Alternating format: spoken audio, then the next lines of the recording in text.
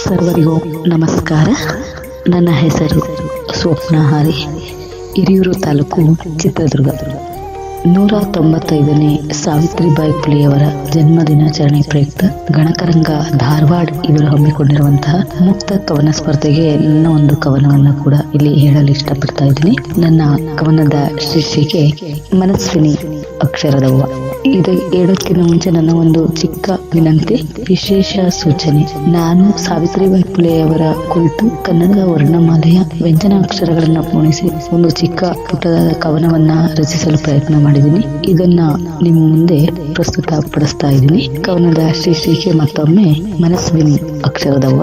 ಕಂಕಣ ಕಟ್ಟಿ ಬದ್ಧತೆಯಿಂದ ಹೋರಾಡಿದರು, ಖಜಾನೆಯಲ್ಲಿ ಹಣವಿರದೆ ಒದ್ದಾಡಿದರು, ಗಾಂಪತೆಯನ್ನು ಗಮ್ಮತ್ತಿನಿಂದ ಓಡಿಸಿದರು, ಗೃಣಿ ಕಿರಣಗಳ ಹಾದಿಯಲ್ಲಿ ಆವರಿಸಿತು ಕತ್ತಲು, ಚಡಪಡಿಸುತ್ತಿದ್ದರು ದಿವ್ಯ ಪ್ರಣತಿಯ ಅಚ್ಚಲು, ಜಗತ್ತಿಗೆ ತೋರಿಸಿಕೊಟ್ಟರು ಅವರ ಜ್ಞಾನವ,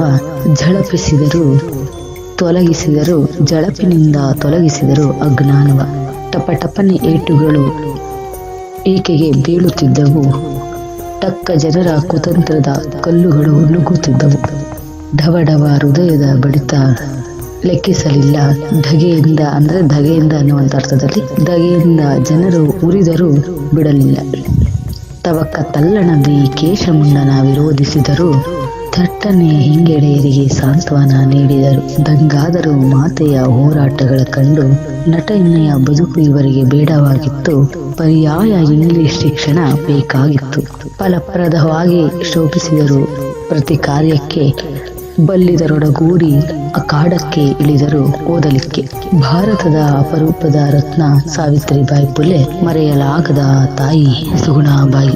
ಯಾರಿಗೂ ಬಗ್ಗದೆ ಜಗ್ಗದೆ ನಿತ್ಯ ದುಡಿದರು, ರಜನಿಯ ತಪ್ಪಿಸಿ ಅಕ್ಷರದ ದೀಪ ಬೆಳಗಿಸಿದರು, ಧಾಟಿ ಲಂಪಿಸು ಅನ್ನುವಂಥ ಲಂಪಿಸಿದರು ಹೆಣ್ಣು ಮಕ್ಕಳ ಏಳಿಗೆಗೆ, ವಿಚಾರದ ಬೀಜಗಳನ್ನು ಬಿತ್ತಿದರು ಬಾಳಿಗೆ.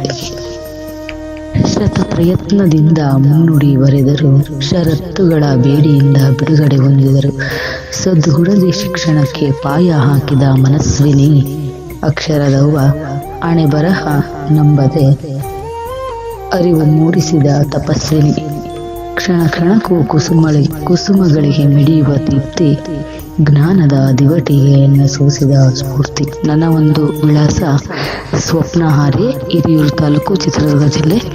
ಪ್ರಸ್ತುತ ನಾನು ಸಾವಿತ್ರಿಬಾಯಿ ಫುಲೆ ಶಿಕ್ಷಕಿಯರ ಸಂಘದ ಅಧ್ಯಕ್ಷಿಣಿಯಾಗಿ ಕಾರ್ಯನಿರ್ವಹಿಸ್ತಾ ಇದ್ದೀನಿ. ಕುವೆಂಪು ನಗರ 2ನೇ ಅಡ್ಡ ರಸ್ತೆ, ಪೋಸ್ಟು ಅದೇ ಆಗಿರುತ್ತದೆ. ಈ ಒಂದು ಅವಕಾಶ ಮಾಡಿಕೊಟ್ಟಂತಹ ಗಣಕರಂಗ ಸಂಸ್ಥೆಗೆ, ಸಂಯೋಜಕರಿಗೆ, ತೀರ್ಪುಗಾರರಿಗೆ, ಕಾರ್ಯಕ್ರಮದ ಆಯೋಜಕರಿಗೆ, ಸರ್ವರಿಗೂ ನಾನು ಮತ್ತೊಮ್ಮೆ ಅನಂತ ಧನ್ಯವಾದಗಳನ್ನು ತಿಳಿಸುತ್ತಾ, ನನ್ನ ಒಂದು ಕವನ ವಾಚನ ಆಲಿಸಿದ ಸರ್ವರಿಗೂ ಮತ್ತೊಮ್ಮೆ ಧನ್ಯವಾದಗಳು.